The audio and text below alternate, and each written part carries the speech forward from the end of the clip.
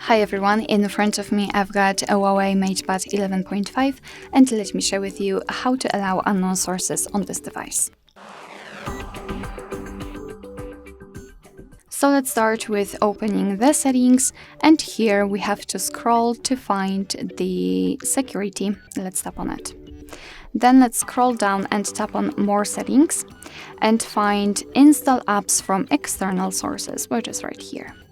So as you can see, here we've got the list of apps which are allowed or not allowed to install some content, and of course we can change it. Just find the app, for example browser in my case, tap on it and tap on the switcher allow app installs.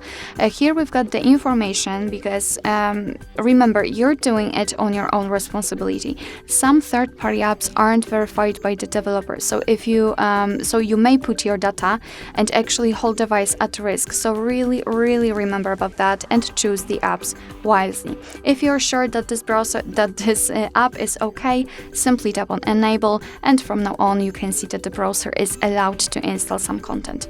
Of course, you can always remove previously granted permissions the same way. So simply tap on the browser, in my case of course, and tap on the switcher, and after getting back you can see that the browser is not allowed to install anything.